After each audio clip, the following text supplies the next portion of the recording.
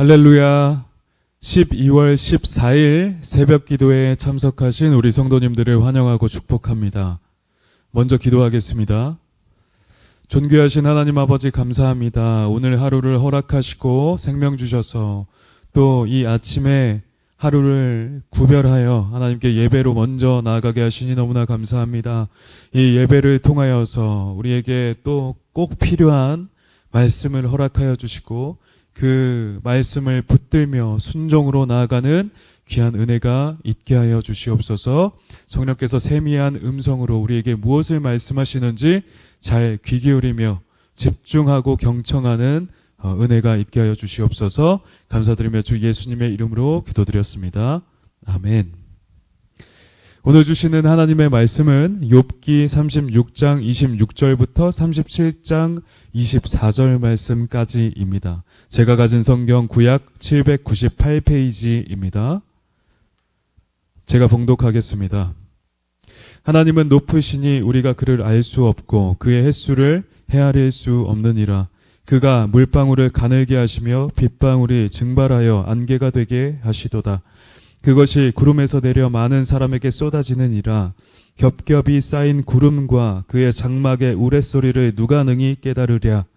보라, 그가 번갯불을 자기의 사면에 펼치시며 바다 밑까지 비치시고 이런 것들로 만민을 심판하시며 음식을 풍성하게 주시느니라. 그가 번갯불을 손바닥 안에 넣으시고 그가 번갯불을 명령하사 관역을 치시도다. 그의 우레가 다가오는 풍우를 알려주니 가축들도 그 다가옴을 아느니라. 이로 말미암아 내 마음이 떨며 그 자리에서 흔들렸도다.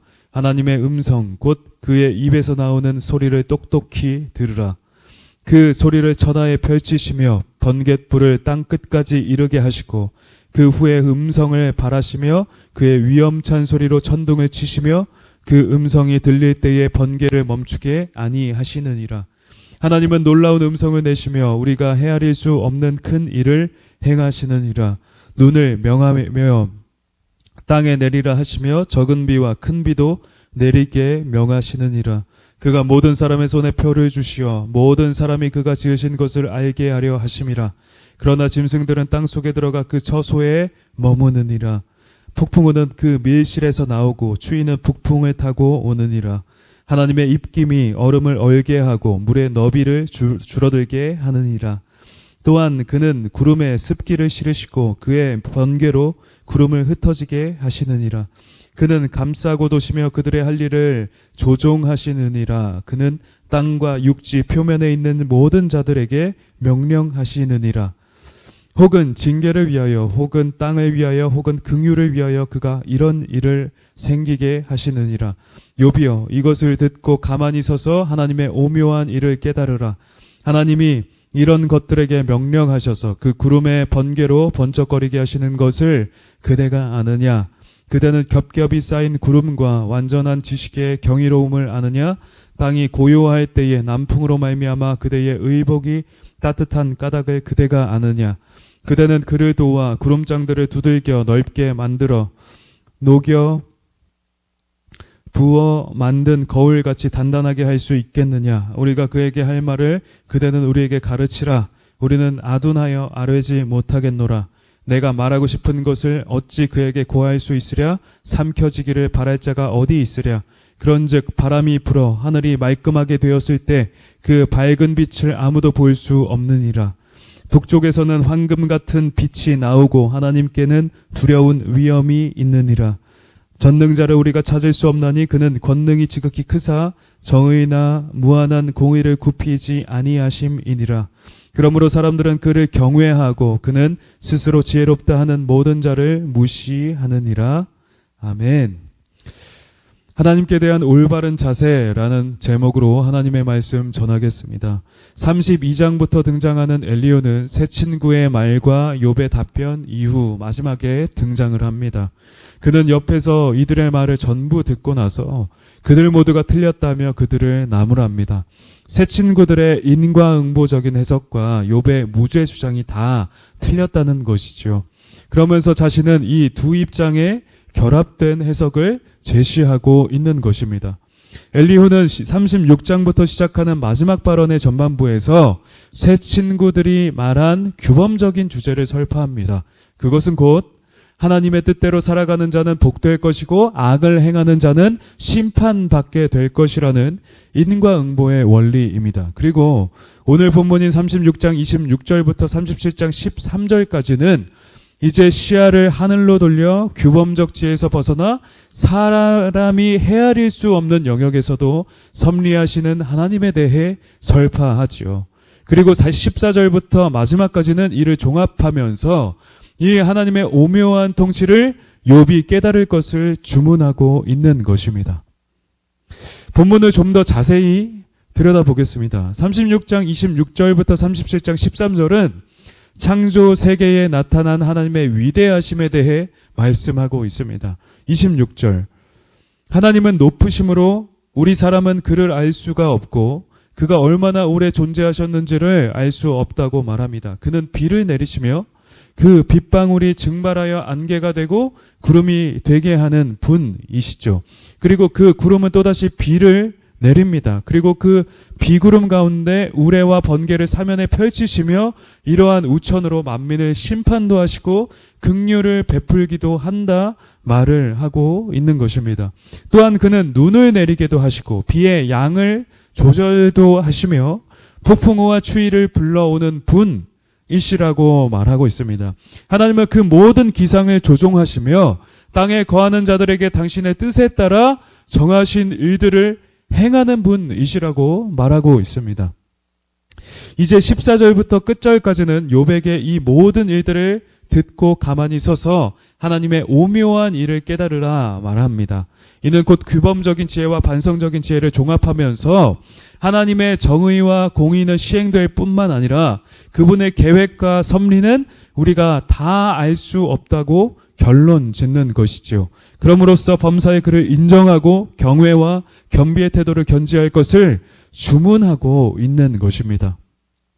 이러한 엘리후의 입장은 욥의 고난을 완전히 이해하고 설명하는 데는 부족하지만 그의 충고에 이어서 곧바로 등장하시는 하나님의 말씀과 맥을 같이 하고 있으므로 어느 정도 일견 타당하다고 여길 수 있을 것 같습니다. 하나님은 맨 마지막에 세 친구들에게 너희가 욥에게 가서 번제드리고 그에게 기도받음으로 속죄하라 말씀하시지만 엘리후에 대해서는 아무런 말씀을 하시지 않으시거든요. 또한 엘리후가 한 말은 뒤이어 나오는 여호와의 말씀과 굉장히 유사한 경향을 보이고 있습니다. 그러므로 엘리후의 주장이 사람으로서 욥을 똑같이 정죄한다는 측면에서는 어느 정도 한계가 있지만 그가 한 주장은 적절하기 때문에 우리는 이를 교훈으로 받고 아멘 할 수가 있는 것입니다. 그러면 우리는 오늘의 본문을 통하여서 어떤 교훈을 얻을 수 있을까요? 첫째는 우리가 하나님을 아는 지식에 있어 균형적인 바른 시각을 견지해야 한다는 것입니다. 엘리후는 세 친구와 욥을 비판하며 이들의 의견을 종합합니다. 곧 인과응보의 원리가 인간사 가운데 적용되며 하나님은 정의와 공의를 시행하는 분이시라는 것이고 또한 동시에 그것을 넘어서서 하나님은 그분의 뜻과 섭리에 따라 예외적으로도 초월적으로도 역사하실 수 있다는 것입니다. 우리는 하나님이 하시는 일을 다 이해할 수 없다는 것이죠. 이 두 가지의 견해를 분리하는 것이 아니라 종합하여 인식하는 다른 관점이라고 할 수가 있겠습니다. 이처럼 우리는 우리의 신앙관에 있어서 적절한 균형을 가져야 할 것입니다. 우리가 만약 어떤 하나의 교리만을 붙들고 이를 절대시한다면 이는 그 사람을 잘못된 신앙으로 이끌어 갈 것이기 때문입니다. 가령 욥의 세 친구와 같이 하나님의 인과응보 정의에 대하여만 치우쳐져 있다면 욥과 같은 고난에 빠진 사람들에 대하여는 오직 정죄만 있게 될 것입니다. 오늘날에도 율법주의적인 신앙관을 가지고 타인의 고난에 둔감하고 또 이것을 함부로 이야기하는 사람들이 꽤나 많지 않은가요?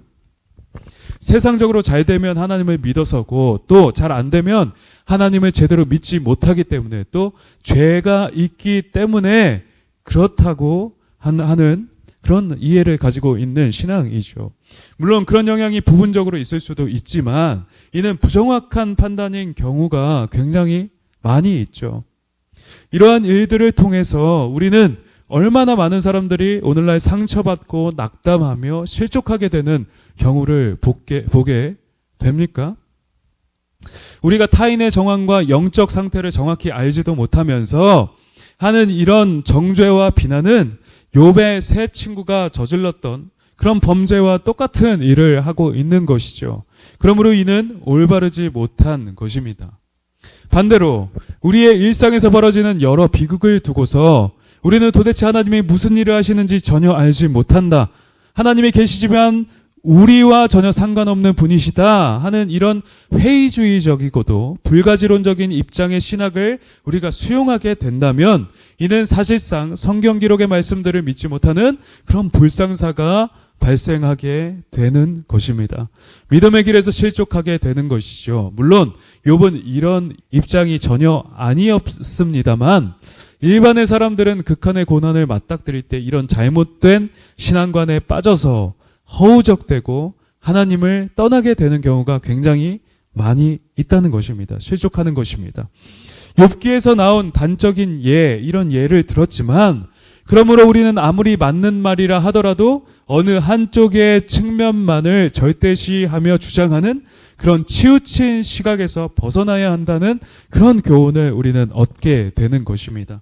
이는 불건전한 신앙으로서 우리의 신앙과 타인의 신앙을 함께 망가뜨리고 왜곡시키기 때문입니다. 우리는 성경에 계시된 모든 말씀들을 고루 수용하고 받아들임으로 건강한 신학과 신앙 안에서 우리의 생활을 영위해야만 하는 것입니다.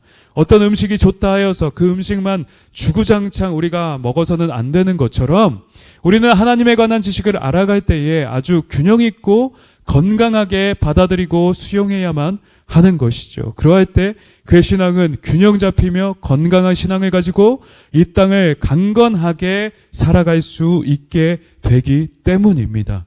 하나님의 뜻을 종합적으로 받아들이며 건강한 신앙 생활을 해 나아가는 여러분들 다 되시기를 주님의 이름으로 축복합니다. 둘째로 우리는 하나님 앞에서 늘 경외와 겸비함을 유지해야 한다는 사실입니다. 이러한 태도는 오늘 본문에 나온 바와 같이 천지의 기상을 주관하시며 더 나아가서 온 우주 만물을 창조하시고 유지 보존하시는 광대하신 하나님께 매우 합당한 태도이기 때문입니다.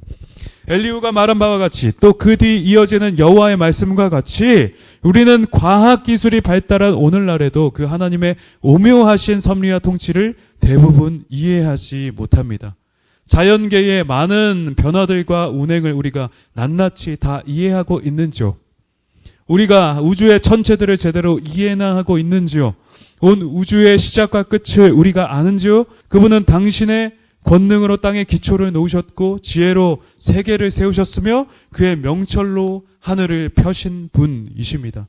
또 그 안에 가득한 모든 만물을 지으사 충만케 하시고 그곳에 번성케 하셨죠.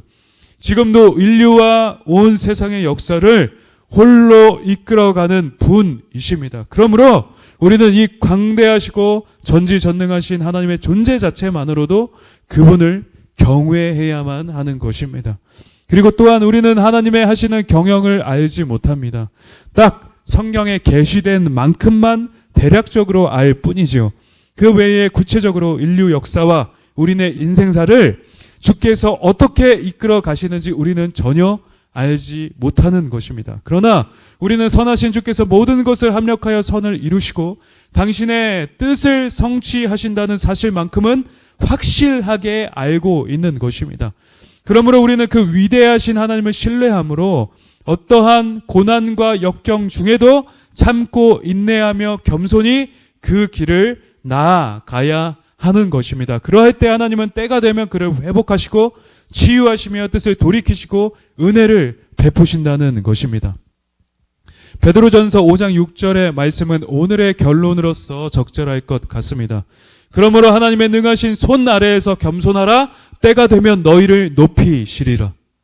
전능하시고 광대하신 하나님의 손 아래로 피하고 경외하는 가운데 겸비해야 할 것입니다. 그러면 주께서 때가 되면 모든 것을 합력하여 선을 이루시고 우리를 회복하시며 높이실 것이기 때문입니다. 그렇게 늘 겸손을 유지하며 묵묵히 나아가는 여러분 다 되시기를 주님의 이름으로 축복합니다. 베드로전서 5장 7절 말씀, 너희 염려를 다 주께 맡겨버리라. 이는 저가 너희를 돌보심이라고 말씀했습니다. 그 고난의 날에, 환난의 날에, 그 어려움의 날에 문제와 염려를 주께 맡겨버리며 경외하는 가운데 늘 겸손함을 유지하는 여러분 다 되시기를 우리 주 예수 그리스도의 이름으로 축복합니다. 아멘. 우리 함께 말씀을 생각하며 기도하도록 하겠습니다. 첫 번째 기도하실 때 하나님, 우리의 신앙과 삶이 늘 건강하고 바른 균형을 이루게 하여 주시옵소서. 자기 생각대로 판단하고 주장하는 것이 아니라 또 어느 한 면만을 바라보는 것이 아니라 성경의 모든 말씀을 종합적으로 바라보며 하나님에 대한 이해가 올바르고 성숙하며 깊어지게 하여 주시옵소서. 우리의 신앙이 균형 잡히며 바른 방향으로 나아갈 수 있도록 성령께서 붙들어 주시라고 우리 시간 함께 주여 외치고 기도하도록 하겠습니다. 주여! 오 하나님 아버지 감사합니다. 우리의 신앙관이, 우리의 신앙의 삶이 늘 건강하고 바른 균형의 삶을 유지하게 하여 주시옵소서. 우리의 그 잘못된 왜곡된 신앙으로 말미암아 어느 한 면만을 바라보며 나아가는 것이 아니라 또 어느 우리의 생각대로 주관대로만 하는 것이 아니라 성경의 모든 말씀을 종합적으로 바라보며 하나님에 대한 이해가 올바르고 또한 그렇게 바르게 성숙하며 깊어지게 그러며 나아가는 우리의 삶이 다 되게 하여 주시옵소서. 우리의 신앙이 균형 잡히며 바른 방향으로 나아갈 수 있도록 주의하겠습니다. 주의 성령께서 우리의 삶을 우리의 마음과 생각과 뜻을 온전히 주관하여 주시기를 원합니다. 그렇게 일하실 줄 믿습니다. 우리 시간 한 번 더 기도하도록 하겠습니다. 한 번 더 기도하실 때 하나님, 우리의 그 어떠한 상황 가운데서도 늘 주를 향한 경외와 겸비함을 유지하게 하여 주시옵소서. 그 창조주 하나님, 통치자 하나님, 구원자 하나님, 심판주 하나님을 기억함으로 경외하며 신뢰하고 겸손한 우리가 되게 하여 주시옵소서. 그럼으로써 묵묵히 잠잠히 나아가는 우리가 되게 하여 주시옵소서라고 우리 주여 한 번 더 외치고 기도하며 나아가도록 하겠습니다. 주여! 오 하나님 아버지 감사합니다.